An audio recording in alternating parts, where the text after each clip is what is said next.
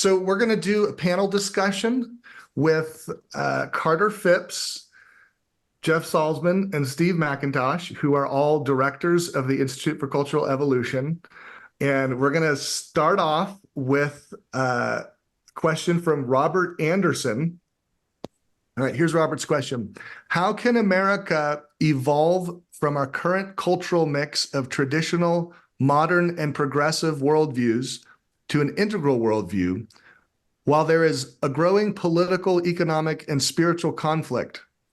The Institute for Cultural Evolution's Developmental Politics Project presents many interesting creative alternatives that go beyond simple compromise, but the general presentation of the Institute is rather intellectual, theoretical, and even philosophical, placing our material outside the interest area of most folks.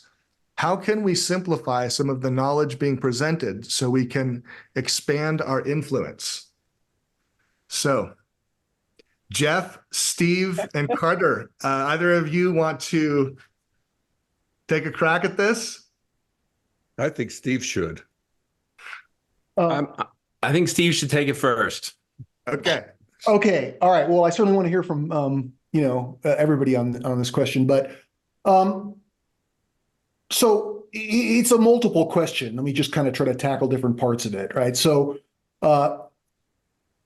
beginning in 2012, when Carter and I co-founded the think tank, the Institute for Cultural Evolution, our goal was to participate in and perhaps even help bring about the emergence of this integral worldview, right? Which we use many labels to describe it.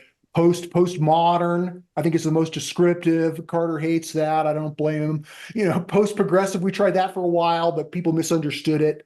So the label, I guess, we'll use for this group is the integral worldview, just because it's familiar, but that's not necessarily our standard terminology for what we're talking about. That itself is evolving, and we don't want to impose jargon. We want to pick up on what people are talking about in as wide a circle as possible, and have our terminology follow, the usage of language. So we're working to bring this about. Carter and I strategized that one of the problems that integral philosophy could solve was political polarization. We were specifically concerned, many of you have heard this story, concerned with climate change, but after working on climate change for a while, we realized that the reason that climate change was stuck was because of an upstream problem of political polarization, right? That the issue of climate change had become a kind of a football or a marker of cultural identity. And so we wanted to focus on overcoming political polarization, which is what we've been doing really since 2014. In 2020, when I published my political philosophy book, Developmental Politics, that began a new phase of the Institute. We've done many things in the interim, but in 2020, the idea was to do our best to create a movement, right? A political movement, and to see what we could do to really persuade people. So we spent a lot of time finding ways to try to simplify and make, frame our, admittedly philosophical and intellectual content as something that people could appreciate. So, for example, one trope was cultural intelligence, which, picking up off of the popularity of emotional intelligence and now many kinds of other intelligence, our strategy was that cultural intelligence was attractive because it sounded like something you needed if you wanted to be a leader, right? And, or a skill, as opposed to, not many people are ready to take on a new worldview. It's kind of a daunting proposition.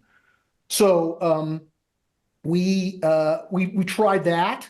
We've also worked on simplifying, trying to make it as concise as possible. So we have a 100-word version of what our political approach is. We have a 700-word version. We have a graphical version. We had a course where I spent 9 weeks making it as simple as possible to folks who were not familiar with integral philosophy. That course is available online. So we've actually put in a lot of effort to try to simplify this as much as possible. My watchword has always been Einstein's famous quote that everything should be made as simple as possible, but no simpler. And so, at some point it becomes so simple that it becomes a kind of cartoon version of itself and starts to work against its, nuanced intentions. So the platform that we've created has kind of been conceptual, kind of captured in the brand Developmental Politics. And we have our website for that, and that platform is continuing. So just this morning, I did a podcast with this Washington, D.C. based group of peace builders. They wanted to know about our depolarizing GPT artificial intelligence model, relating to bringing peace to the culture war. And so I demoed it and told them the story of how we created it, and they loved that. And that generated a whole bunch of new subscriptions and interest from the New York Times. We'll see whether that goes anywhere. But we're continuing to work on popularizing and spreading, the word, so to speak, about this way of seeing, with the expectation that it will catch on, that it will gradually make its way into the culture and be given greater and greater respect. But it's what we learned is that we're really not going to be able to market our way to the Second Enlightenment, right? Even if we had a gigantic budget to spend, there are many signs that this is very, very much kind of ahead of its time, right? So, I can certainly blame myself for being perhaps ineffective at communicating to a larger public, but I am who I am, and I have the gifts that I have to give, and those are not all things to all people. So we're going to continue to build the platform, but one of the things that we came to a conclusion kind of together as a board of directors is that instead of trying to try to water it down more and more and more and try to get to some kind of little populist kernel that people can digest, while that's still a goal, we started attacking the other direction and realized that perhaps the best way to cultivate for emergence, right, to garden for emergence in the noosphere, is to add to the actual solid canon or body of integral philosophy itself. In other words, the core philosophy is not developed enough. It hasn't gained enough momentum. It has, too many objectionable aspects or things that are not integrated enough with the rest of intellectual culture. And so beginning last year, the board basically told me that I need to go and write another book. And, in some ways, writing a book, for me at least, my process is so hard. It's like you go into a tunnel and you can't stop thinking about it for years. It just sort of grips you. It's a privilege, of course, to be able to write a book. And I'm very grateful to the board of directors for giving me the opportunity to focus on that, even while we still keep the platform going and, have Zoom groups and everything else. That's kind of where my focus is. And so that means that I'm not using all my energy, for example, to continue to write issue positions. Now, I hope to write issue positions in the future, but until this book is completed, I'm not writing anything substantial except for that. I need to kind of get through it, and I've got a good head of steam. It's significantly completed, but it's going to take a lot more time before it's completed. And then, it's in the publishing pipeline. So it'll be a while before this book comes out. But next, I can mention in this context that next month, April 10th, I'm going to give a preview of the presentation that I'm going to be giving in May at the Integral Conference that's being held in Denver. Some of you may be attending that. And so I'm giving a keynote presentation there about one particular chapter in the book, and I'll be, kind of rolling that out for your consideration and input next month. So there's a lot more to say about our strategy and our platform, but that's a decent answer for the moment. Maybe I'll just jump in here, and I won't add too much. I know we need to get through various questions. But I think there's I sense in the question itself a little bit of like how, and in a few of these questions, it's like, how do we get the message out? How do we get, how do we recruit more individuals to this point of view? And that's always a worthy question. And you're right. Sometimes I think if things are intellectual and philosophical, they don't attract as many people, of course. But there's also a really important role for that as well, like Steve said, for creating that canon. And we all have to play to our strengths, whatever our strengths are. I mean, I think that's just part of the reality of any of us who are trying to engage this worldview, and the intellectual and the intellectual basis of it is going to play a really important role over time.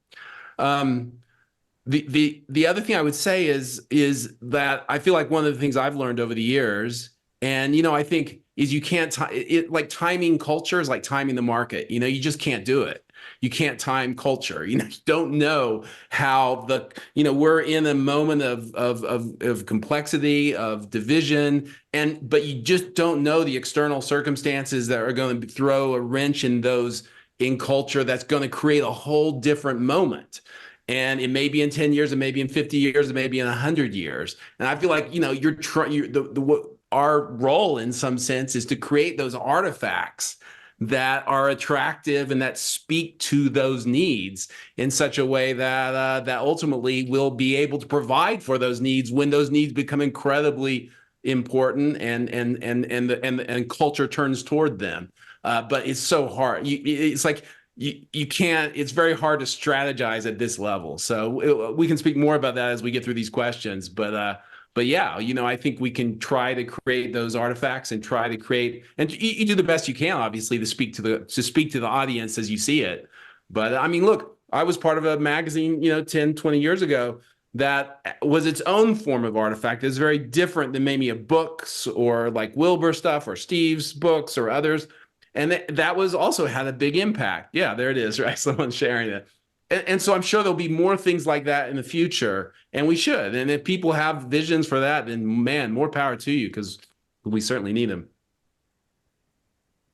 Yeah, cool. Yeah, thanks, Carter, Steve.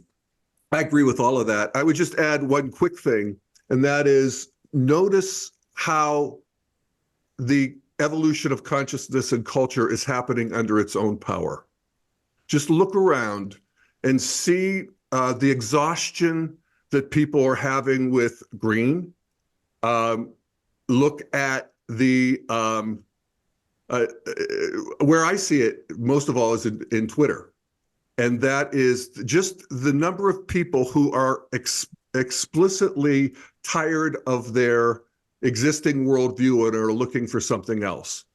And understanding the disenchantment of the world that was brought on by modernity, and understand how the hypersensitization of green is its own downside. And there's just a lot of understanding that is arising in this mess. And I think as integralists, part of it, our job is to notice that and to love the mess itself. Evolution does. Evolution loves this.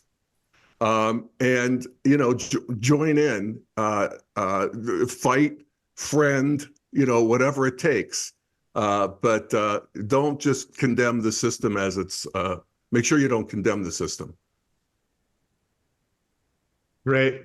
Thanks, guys. I could add just one more thing if I will. One of the models that we have from history about how worldviews emerge, of course, every worldview is a lesson that we can take in stride, but the emergence of modernity during the Enlightenment provides a particularly poignant example.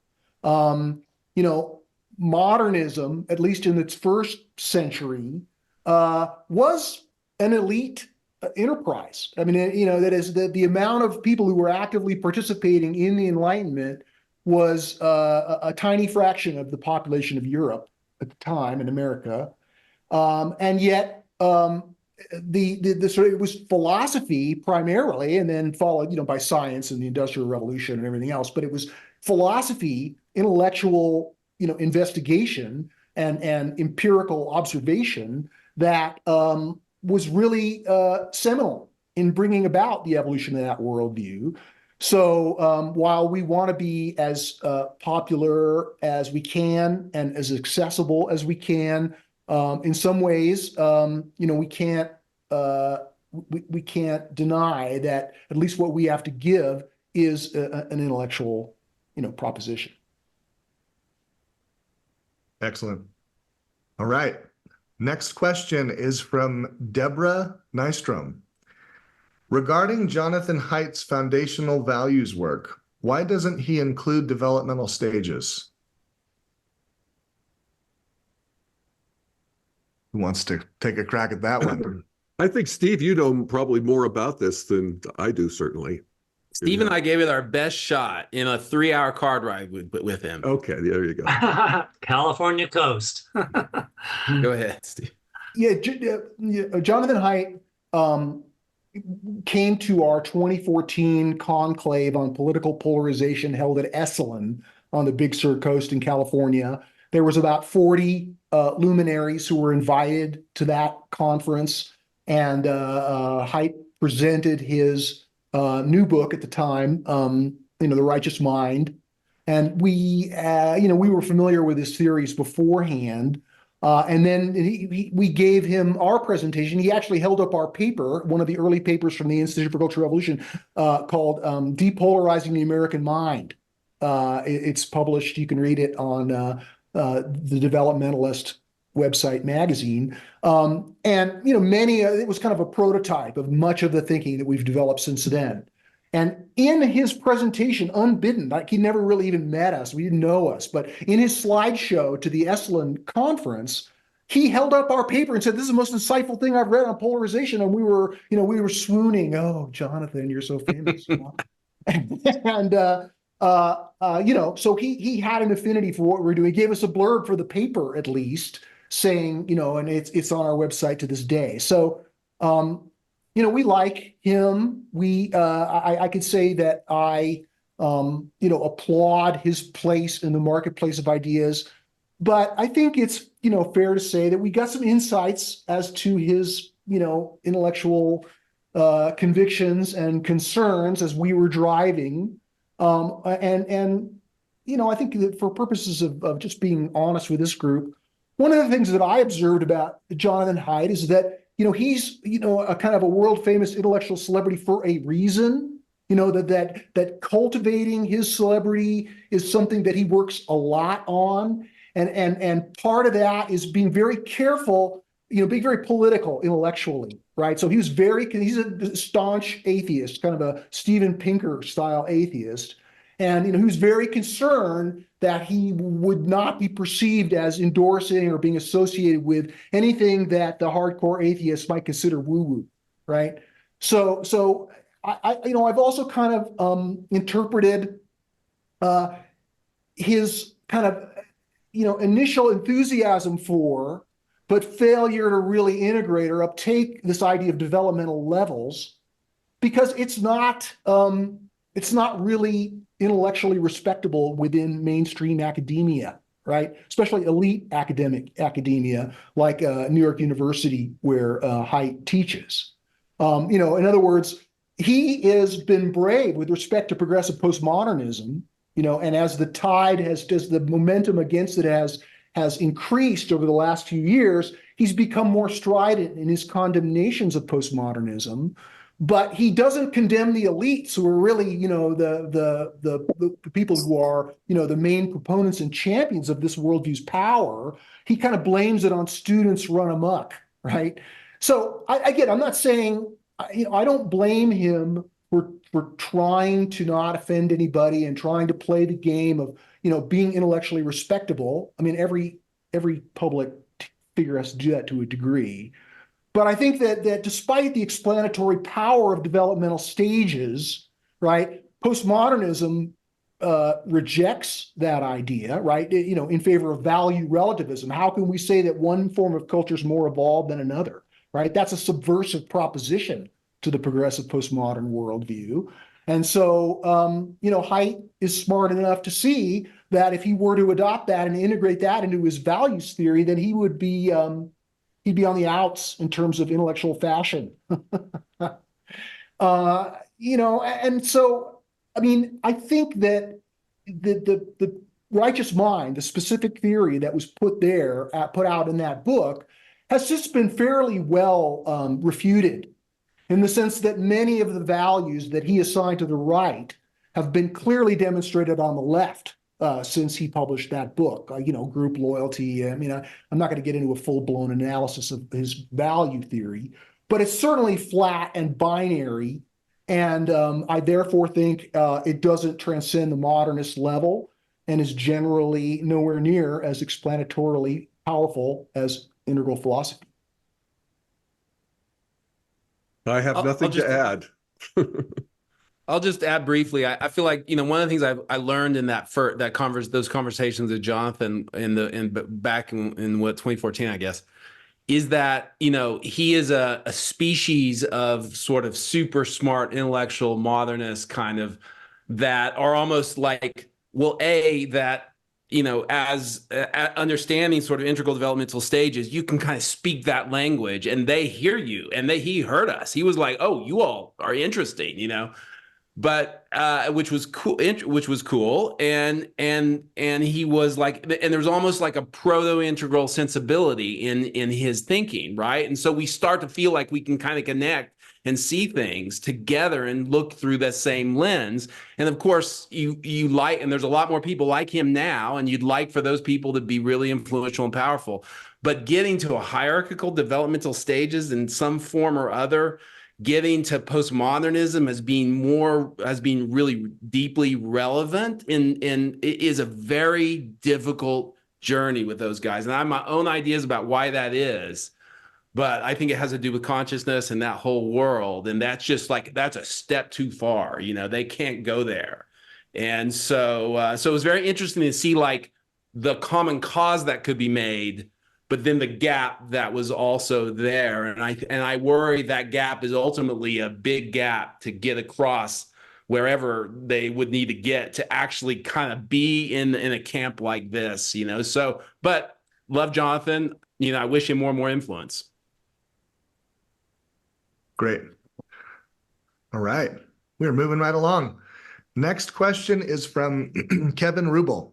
I agree with the premise that the healing of divisions requires not compromise, but an integral approach, which addresses and incorporates the values of the various memes, and understand how this might look for traditionals, moderns, and postmoderns.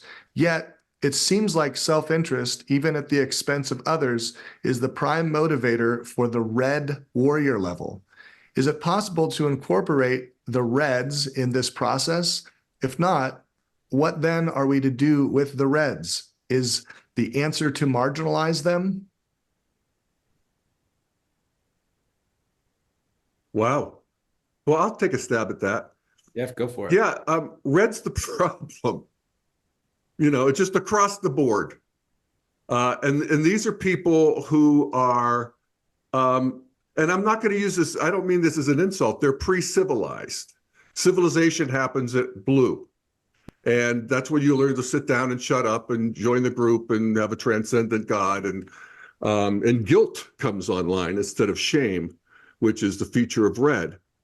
And so, we can see that. It's cross-cultural. There's different cultures have higher strata, bigger strata of red. We all have red in our own personal strata, and sometimes it takes over. And this is where I think integral helps, because integral wants to integrate what's the upside of red. And the upside of red is the ability to fight, and to sort of bring that forward into an integral situation, which would be, the violence would be taken away. And in pure red, of course, violence is a feature. So there's that passion, there's playfulness, there's fun. There's a whole lot of stuff that needs to be brought forward from these pre-civilized memes. I'm just reading a book now on the Indian Wars in the 1800s. And the Of course, a lot of Indians capitulated and tried to become farmers and went in the reservations, and it was awful in many ways. But there were the ones who were wild, and they knew what the options were. They had visited Washington, D.C., had meetings with the Great Father. They wanted to be wild. And so there are people in the culture that's where they're at. And it is a challenge to contain them.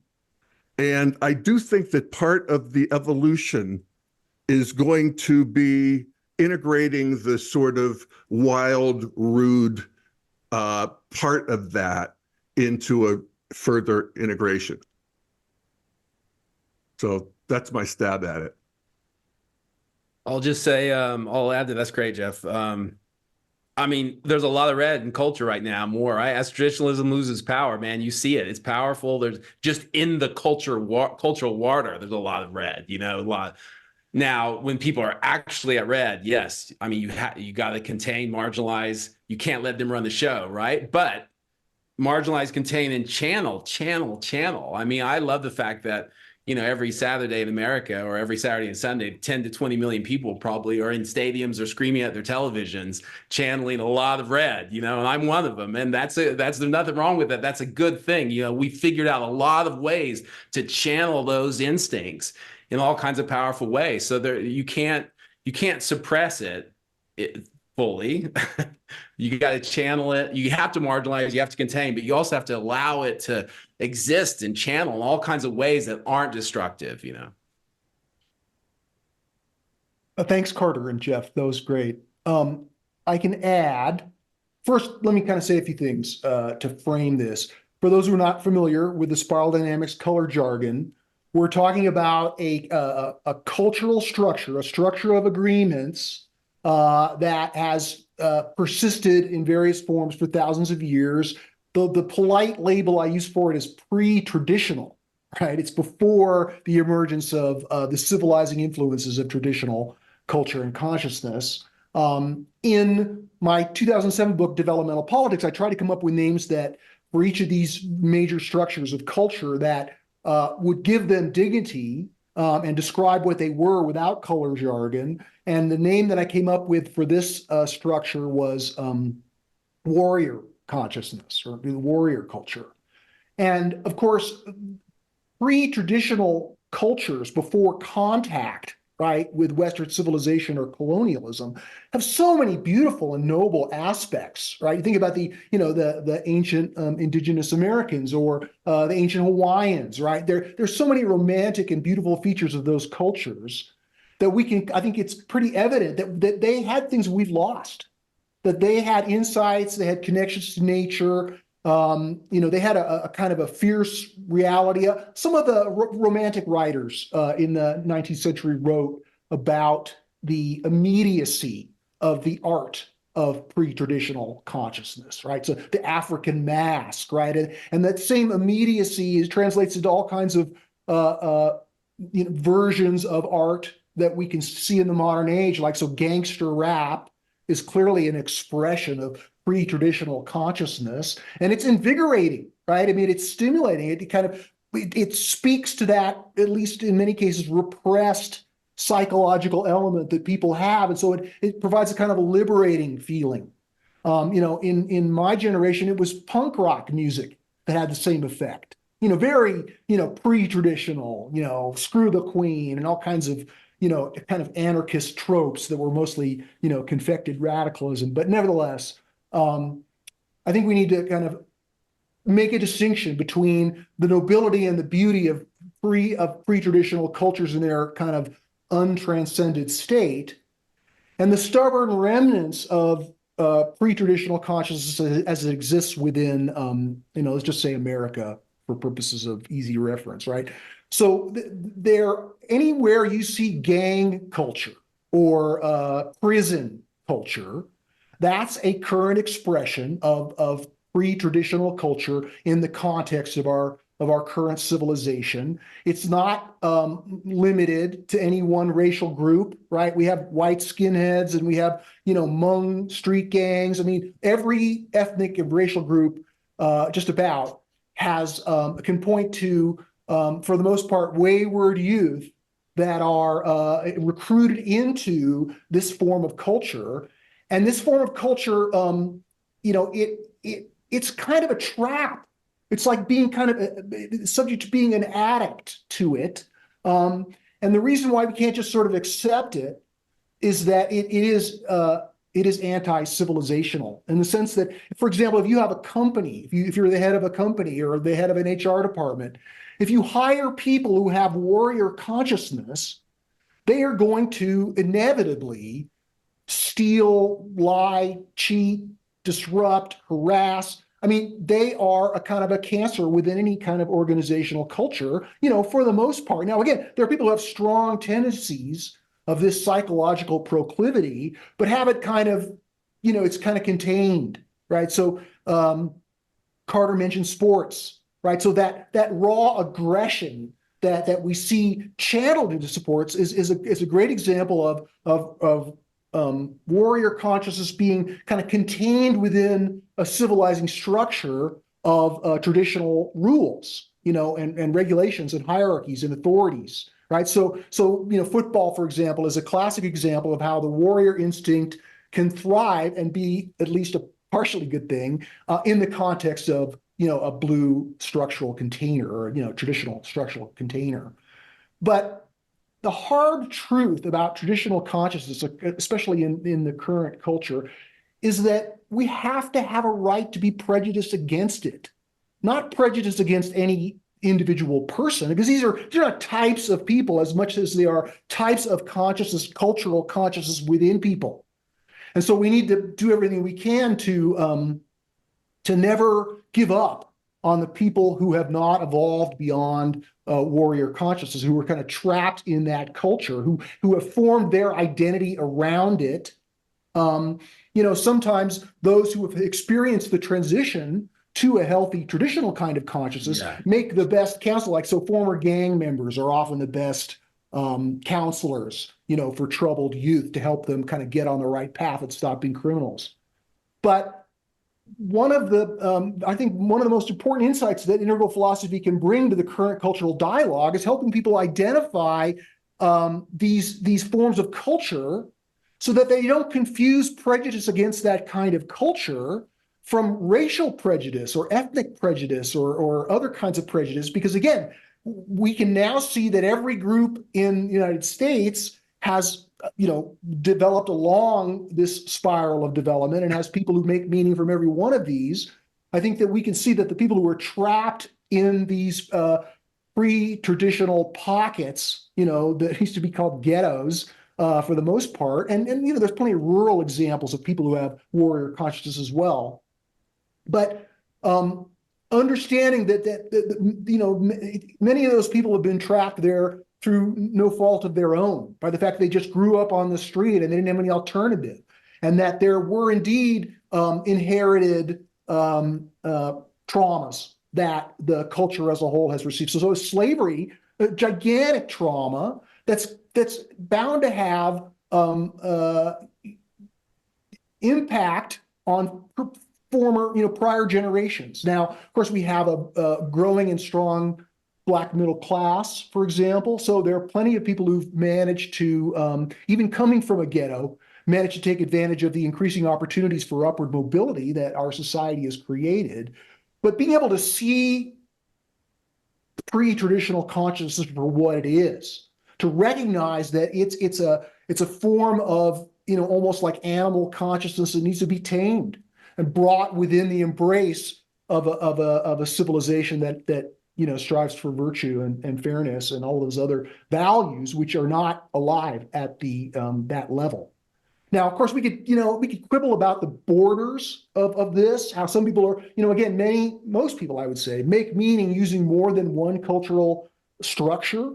So it's usually inaccurate to talk about somebody as being a worldview, but clearly people who are intense criminals or gang members or other troubling members of society that if we begin to understand that this is a form of cultural consciousness that isn't just who they are, it's not a brain issue, it's an issue of cultural evolution. And this is one of the most direct ways that we can help evolve culture is by pulling up the folks who are still stuck at red and helping to diminish the percentage of red who knows, what it really is, but certainly, big enough to be of concern. And again, the theory of spiral dynamics, and as it's been refined and improved through its contact with integral philosophy, has one of its greatest insights is that it could see how the best remedy for the pathologies of a given level is the next level above it, right? So in other words, we see how pre-traditional consciousness is able to completely dupe progressive postmodern consciousness by just Totally. gaming the system, right? They're smart enough and strategic enough that can say the right things. And so, again, pardon the colors, but it's handy. Green, progressive postmodernism, in some ways, is an enabler of pre-traditional red consciousness. And the real remedy for the people who were stuck, the real way out, the most immediate and direct way out, is a healthy dose, a strong and forceful, kind of intervention almost by traditional consciousness. I mean, when I first did a seminar with Don Beck, right, he observed that when it comes to gang members and troubled youth, these well-meaning nonprofits that sent in these job counselors and career counselors to help these kids get back on track, and it was a complete failure, didn't do any good whatsoever. But then they brought in the Bikers for Christ, these tough guys who were Christians, and they had tremendous success in converting a significant percentage of the gang members to becoming productive members of society because they had that tough traditionalism. So as green dissolves blue, as Don Beck says, as progressive postmodern consciousness effectively delegitimizes and undercuts the cultural authority of traditional consciousness, then that unleashes, to use a cliche, the Pandora's box of red is flung open, and red runs riot, as we see to a certain degree in our current cultural situation.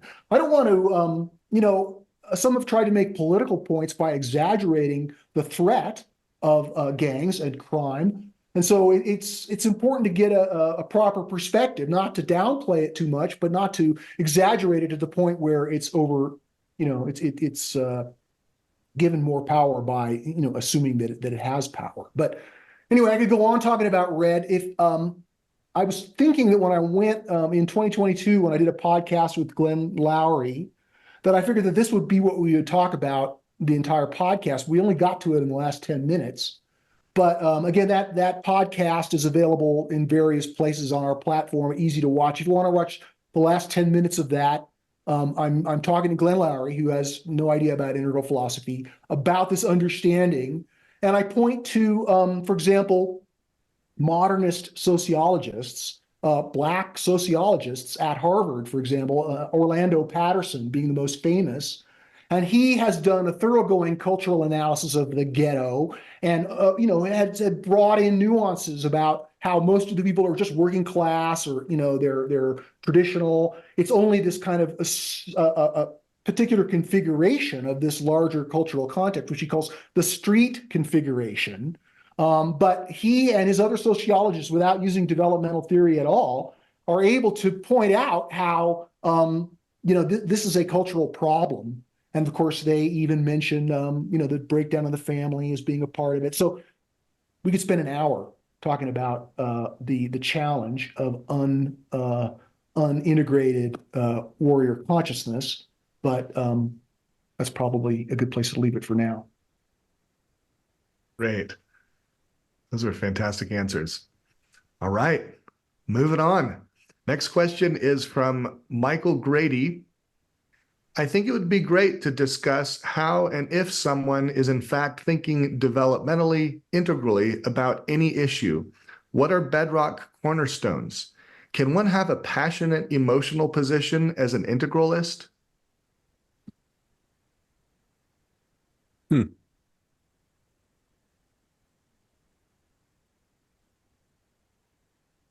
Well, maybe I'll jump Jeff, in. go for it. Go for it. Yeah, it's a great question. And I think one of the markers of integral consciousness is that although you might have sort of a residual first tier response to things, ultimately, and as quickly as possible, you befriend everybody. You see where everybody's coming from. And I think that's a marker of integral consciousness. And so, and you also, I mean, there are people, it's like Red challenges this, but people are coming from good faith. Now, if you know that somebody's Red, you know that their good faith is egocentric. But if you assign good faith to most people, vast majority, then life gets interesting in a new way. And whatever passion you had been channeling into pointing out the logical inconsistencies of your political opponents, which is an endless game and of course easy enough, or just feeling vitriol and repulsion by different groups and ideas. Whatever passion was in that, and there's that's still available to you, but just befriending the whole system and all of humanity. I sometimes think that if somebody talked about themselves the way most of us talk about humanity and the culture, somebody would recommend that we go see a therapist. Just the self-loathing, and there's a collective self-loathing that is probably a feature of these times, because we have an alienation from modernity and a depression from post-modernity that we got to deal with. But to the degree that we can let the updraft in befriend everybody, at least in our minds and hearts, and we might have to get in the arena with them. We might have to be political enemies in a different kind of way, but we, kind of give up the hate, I think, something like that. Beautifully said. I would add, I guess I would add a couple things. I like to give up the hate. I think that you absolutely can have passionate emotional positions as an integralist. I don't think there's any question about all kinds of things, and about things that need to happen and things that shouldn't happen. But I do think that your positions they will be less narrow, they'll be less stuck, they'll be less, you'll be able to move around and shift. And even before we get to that, I just think it's also important to realize that psychology is not the same as cultural identification. We're talking about the cultural identification you have, how you make meaning at that level. That's not the same as people can have different individual psychologies and approach things in different ways, and so that's its own thing. So it's important to be clear about that. But I do think the two things I was going to point to is, like, you're even in the midst of maybe passionate feelings about all kinds of things in life and in society, your palette of empathy ideally has expanded now. And it's not just on a flat plane, right? It's on the vertical plane as well. And your palette of empathy to understand people, to appreciate where they're coming from, to engage them at different levels is expanded as well. And that, it doesn't mean you're not going to be passionate. It doesn't mean you don't care. It doesn't mean you don't get angry or whatever. It just means that your ability to see and feel. I like the word, you get think, you get feel, you get see. I like the word see, but your ability to feel or see at different layers and levels of consciousness and culture is expanded. And so your ability to kind of put yourself in the shoes of other people is expanded in all kinds of ways. And that's a very different kind of a approach to the world around you. And it leads to very different types of responses. And to bring back to what Jeff was saying about the hate, like the hate diminishes, but I think it's also like you kind of care about the whole thing, not just this one part, not just this part. You kind of you care about the whole thing, and the whole thing is different. Different things are happening at different places and different levels, and you can make those distinctions. It's not just a whitewash of one thing. It's all of these things. And so you can kind of make those distinctions in your own consciousness and care about all of these different things happening and appreciate all of that, and maybe not get too stuck on this particular little point in the evolution of consciousness and culture, or this particular little thing I care about over here. So I do think that is also a capacity that's really important as we kind of start to think and make meaning in these ways and at these levels. Excellent. I want to affirm what you both said regarding increased sympathy and empathy for folks who you might have previously hated. At least one more element of this that I can add is that from a theoretical perspective, what integral consciousness does is it allows you to kind of step outside, turn subject into object of the primary worldview that provided your center of gravity, your cultural center of gravity, before you became identified with this integral cultural system of agreements. And for almost everybody who is authentically making meaning from this level of cultural development, they either came directly from modernism, mainstream modernity, or they came from progressive postmodernism. And I would say, while these numbers are moving around for the last 20 years, the vast majority of people who are in the integral community, at least, have come directly out of progressive postmodernism, because that's where the integral philosophy comes from to a large degree. It has both modernist and postmodern roots. But I would say that most of the people, and again, this is evolutionarily appropriate, right? Most of the people who are magnetized to this way of thinking are beginning to emerge beyond a progressive postmodern identity. But in my humble experience, the majority of people who are associated with the movement have not transcended progressive postmodernism, that they're still very green and they're oblivious to it. In other words, they adopt the theory and they learn intellectually, they are able to spout the jargon, but when it comes to many of their political positions, cultural orientations, they can't see how much they're still using progressive postmodernism as their center of gravity. And at least from my perspective, one of the characteristics of integral culture is that it's a synthesis, that we recognize we have a duty to honor the entire spiral of development as much as we can, and to bring forward the best of every one of these into a larger cultural whole. And that duty of synthesis, if you're a radical Marxist and you think that capitalism is just pure theft, then you're going to have a hard time integrating modernity, right? Because the key, we certainly want to improve capitalism. Being an integralist doesn't necessarily make you, a capitalist or someone who's oblivious to the significant critiques and ways that capitalism can, be improved. It's inherent pathologies like any, cultural expression. But we want to integrate it. We want to improve it. We want to carry forward. If we want to see it crushed and overthrown and discarded, then that's going to interfere with our ability to make meaning from a synthetic level. Right. Likewise, when it comes to integrating, the very important foundational cultural gifts of traditional consciousness, if we think that religion is just a fairy tale, that anybody who believes in any kind of traditional religious notions is equivalent to believing in the tooth fairy, then you're going to have a hard time inhabiting an authentically synthetic position that could carry forward some of the, kind of eternally true elements. In other words, the ability to tease apart the dignities from the disasters, to recognize the enduring gifts of traditional religions, even while we, get rid of the ethnocentrism and the myths and the bigotry and all of the negative things that are still clearly associated with traditional consciousness.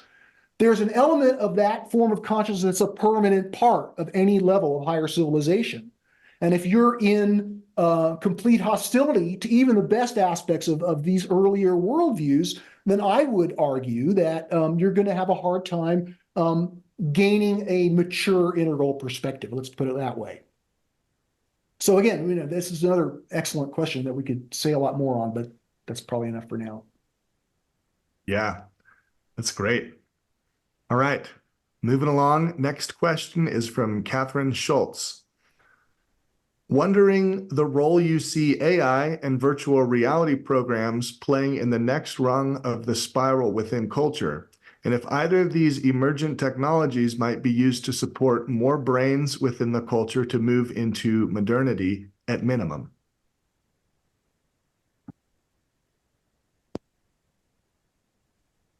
I'll just say two quick points here. We have a lot of questions here, but this is a great one too. I mean, God, there's so much about AI. I was just looking at some AI stuff today. It's fascinating. And absolutely, I mean, this is certainly AI is being championed by modernity and it's moving it forward in this powerful way. I'm sure it will continue to draw people into its cultural fold. But I do think there's something about AI that touches on consciousness. And I do think that ultimately that is going to push us up against the limits of understanding consciousness from a modernistic perspective. And that mixture of needing to understand a deeper sense of consciousness to deal with this thing we've unleashed and the enormous complexity that this is going to kind of bring to culture. I mean, I think part of what Integral allows in this way, in this developmental view, it allows us to integrate in our own selves and in our responses to the world just a lot more complexity and not be so overwhelmed, and be able to make sense of it and be able to just, not just be, put it together in a very limited or linear or simplistic way.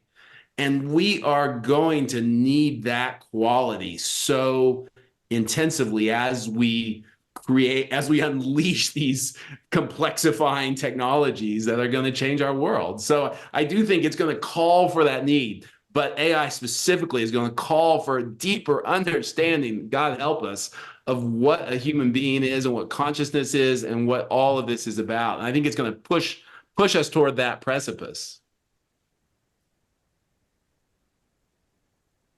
Steve, you want to go? Okay, sure.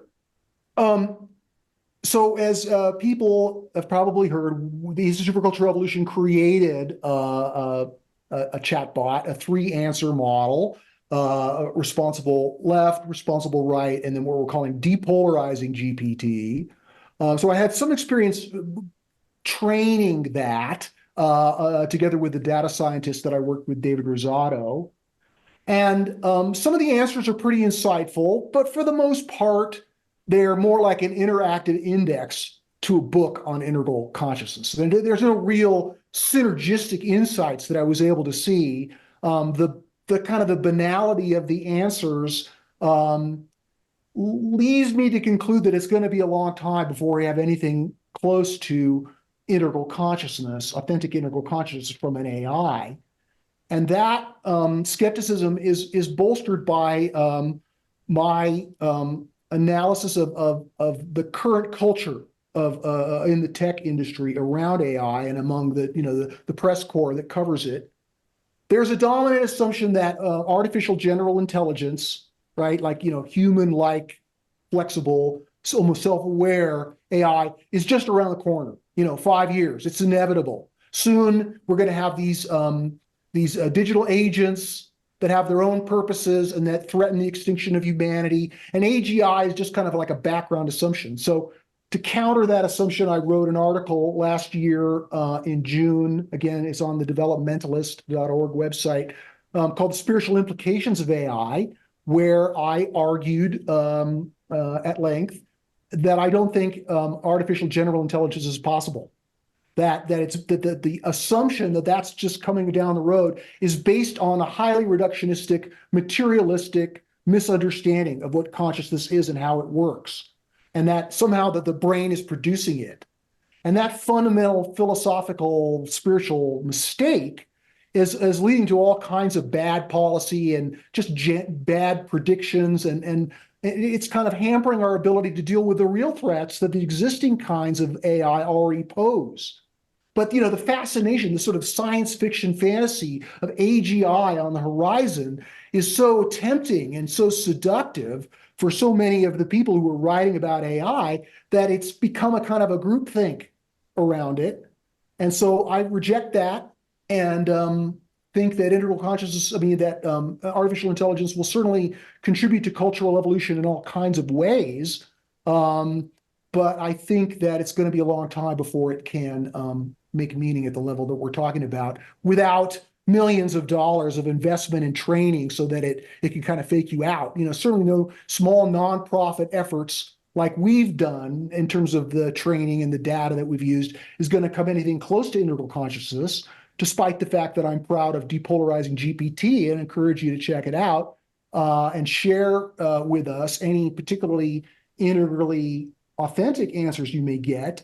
I remain skeptical about how transformative of our civilization this technology will be. Yeah, I would just quickly add, because I agree with both of you, that there's not a shred of intention or consciousness in anything that I've seen. And so I don't think we're going to create, it's like the difference between a hole on it and a heap in Wilberian terms. I mean, computers, no matter how complex, they don't have the structure of holonic emergence. Humans do, and where I think there may be some room for wild speculation is with the implanting of neurons in our own brains, and so we're still human, but we have superhuman powers of cognition and so forth. I don't know. That sort of worries me more than the machines that we create. I do think that there is a new world arising where it's like the move from information processing, which was the computer age, to concept processing, where, for instance, I could have a session with a AI therapist that would be very good. It wouldn't be alive, there wouldn't be a there, but it would integrate the best of, what helped people like me in situations, whatever it does. And it's like, I've been helped enormously by books, which is, also a sort of a third person transmission of thought. So, I think there's lots that, I guess I'll end by just saying, I'm glad I'm old because I don't know. And it's going to be a different world. And man, evolution accelerates until we all pop, right? But go on. I'll stop there. Good words, Jeff. Good words. Yeah. Hopefully it's not like literally pop into just like a whole big pile of protoplasm, but we'll see. Hopefully not. Okay. Still got time for a few more questions. Next one is from Trudy. And just want to give a shout out to Trudy for giving us the idea. She threw out the idea that we have a panel discussion. So here we are doing just that. All right. This one, it says to Steve, could you please describe in clear, concise language, how does cultural evolution work? In other words, how does an individual's expanded awareness or consciousness influence others or the cosmos? Or conversely, how does the cosmos influence us or expand consciousness? Well, that's a simple question. I should be able to answer that in about 3 or 4 sentences. But seriously, because we're 15 minutes left, let's just try to do a lightning round so we can get through these questions. And even though that question deserves at least an hour's answer, my kind of lightning round response is that culture evolves because people try to make their life conditions better. And as forms of better manifest, people agree that that's better. And that creates a specific kind of an agreement, a powerful kind of agreement, a value agreement. And that value agreement is it's a living thing in a way. It lives in this intersubjective realm, and it has a metabolism of energy. Value agreements are like channels of energy, because value itself is like a form of energy.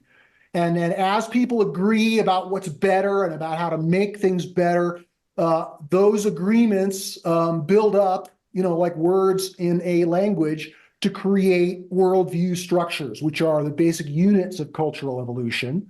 And those worldview structures have, a beginning, a middle, and then they start to grow old. And the larger forces of evolution, which are present at every level, cosmological, biological, and psychosocial, those forces of evolution have a particularly strong impact on the mind of human beings. They impact all life is striving to survive and reproduce. So value gravity can be felt, at every level. But humans can feel this pull of the potential for a better way. They're as part of their free will. They can always imagine how things could be better. And that means that human needs can never be satisfied. And so this quest for a better way has been driving human cultural evolution for at least the last 50,000 years, if not for the entire length of our species' existence.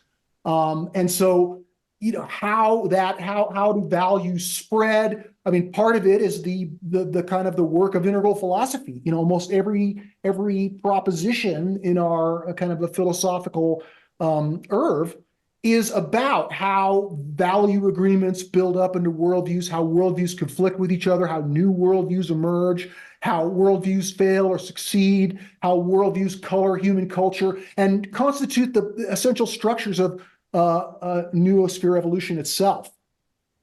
So again, there's so much more to say, and such an excellent question. Thank you. But let me just stop there. Carter, go ahead. No, it wasn't to me. That's good. We can keep going.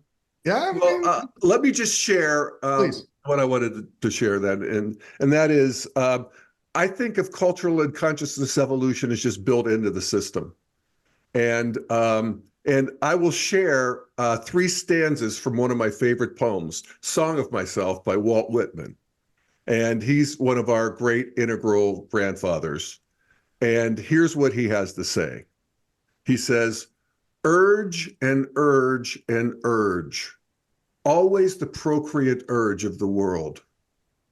Out of the dimness, opposite equals advance, always substance and increase, always sex, always a knit of identity, always distinction, always a breed of life. To elaborate is no avail. Learned and unlearned feel that it is so." So I won't elaborate further. I'm not supposed to. More poetry. Yeah. All right. Next one is to Jeff. This is from Trudy as well. And Jeff, you can start off, and then you other guys can chime in as well. All right. Your daily Evolver podcasts are beloved by the integral community, including me. You have a way of coming across as very folksy, but speaking with conviction. Do you ever have doubts? And if so, about what? Well, it's interesting that you should ask, because I feel like I'm ending an era with the Daily Evolver, and I've said all I have to say. I feel like I'm saying the same thing over and over, and I'm glad it's beloved, and I'm glad there are people who want to hear me, but I may be I may be sort of retiring. I mean, I feel like I want to put stuff out when I want to put it out, but I don't want to work under a schedule of 2 a month, which I haven't posted them all, but that's what I've been doing. And so, maybe it's that, and maybe it's just that as I'm diving more into the cultural soup, especially through Twitter, I am, first of all, I'm feeling like the world is moving. There's a lot of good stuff that's happening in the intelligentsia. And I don't feel as needed anymore in that way. I feel like the ball is rolling. So that's another piece of it. And yeah, so those are my doubts. Thank you for asking. That relates to the next question. So let's move on to that one. Yeah. Okay. Let's see. All right. The next one is from Bert Parley.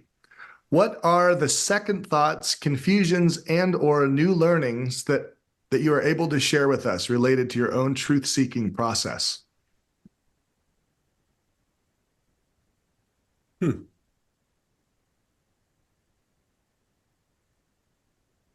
I'll Go jump ahead. into this one. I Yeah, mean, please. I think Bert, I don't know if I presented in the last month, and it was really the answer to this question.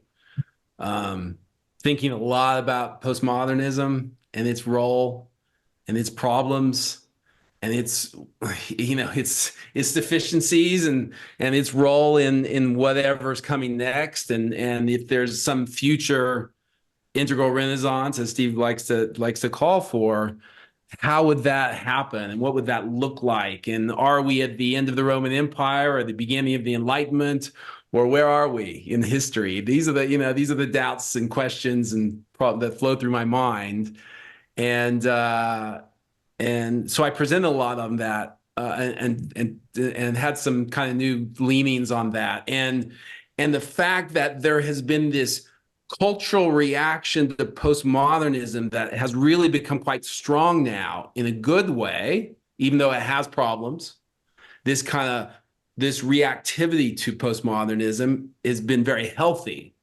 But now I think it's created new dynamics in culture that as integralists, we have to recognize. So all of that, and in my own life, I have sort of dived into the psychedelic world some. And I think that has also made me think about the role of the psychedelic renaissance in culture, and how the role that's going to play in postmodern culture, and the role that will play in the overall development of culture, and just all those things of kind of trying to grapple with all those things. Yeah. I'll just add a quick answer to what's next for me. It's funny and it surprises me in a certain way, but where the juice is for me is kind of being a grandpa. And I realized I was raised with rednecks, and people in their I'm about to turn 70. People in their 70s aren't about achieving. They're about like tending the garden, they're about cooking, they're about the family. And I'm very drawn to that these days. And I'm just grateful for that and allowing it to happen. Maybe I'm retired.